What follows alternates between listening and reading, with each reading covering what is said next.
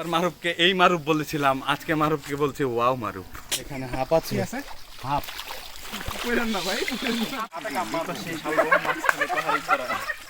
Feelings হলো আমরা শুধু অনেকটা কষ্ট করে অনেক দূরে যাই। আচ্ছা ঠিক আছে, খুব কাছেই অনেক দেখার মতো অনেক জিনিস আছে।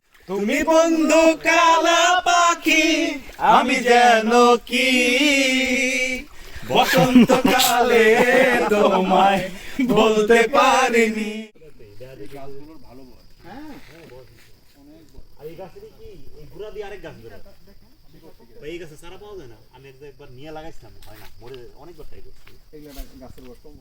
এখানে আসার পর ফিলিংস হলো আমরা শুধু অনেকটা কষ্ট করে অনেক দূরে যাই।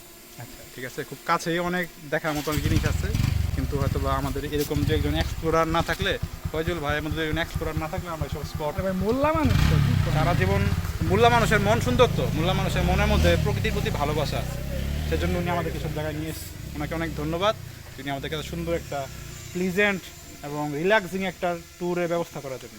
থ্যাংক ইউ ফয়জুল ভাই, আপনারা আসছেন, আল্লাহ আপনার দীর্ঘ হায়াত দান করুন। আমিন আমিন।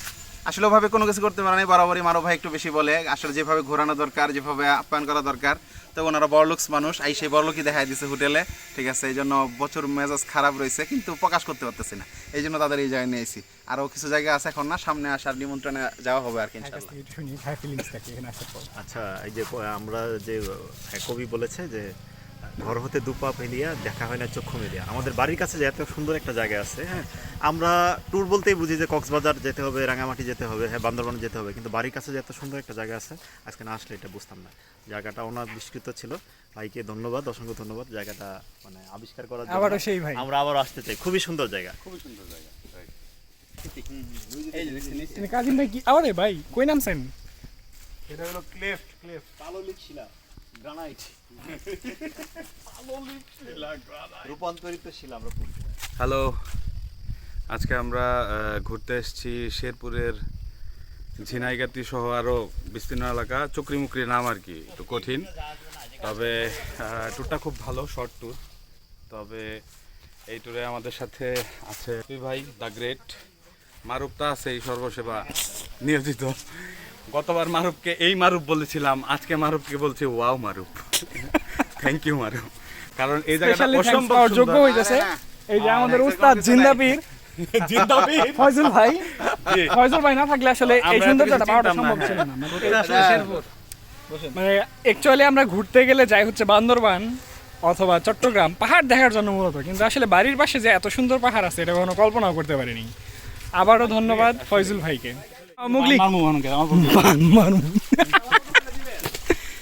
সাদা সাদা কালা কালা রং জমেছে, সাদা কালা, সাদা সাদা কালা কালা রং জমেছে, সাদা। সুন্দর করে আমি ভালো মতো গাইবো। বলতে পারিনি আবার তুমি বন্ধু কালা পাখি, আমি যেন কি বসন্তকালে তোমায় বলতে পারিনি। সাদা সাদা কালা কালা রং জমেছে, সাদা কালা, সাদা সাদা কালা কালা রং জমেছে, সাদা কালা হইছি আমি মন পাগেলা বসন্তকালে।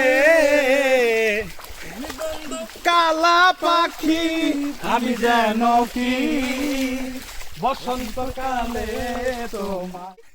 এখানে হাঁপ আছে, কি আছে? হাঁপ, ওখানে যেও না, ওখানে হাঁপ আছে। কুচিয়ে এইগুলোর মধ্যে কিছু একটা থাকে, ওরা খুঁজে দেবে। এখানে হাঁপ আছে, হাঁপ। আপনাকে এখান থেকে হটতে হবে, ওখানে যেও না, ওখানে হাঁপ আছে। দারুণ জায়গা, দারুণ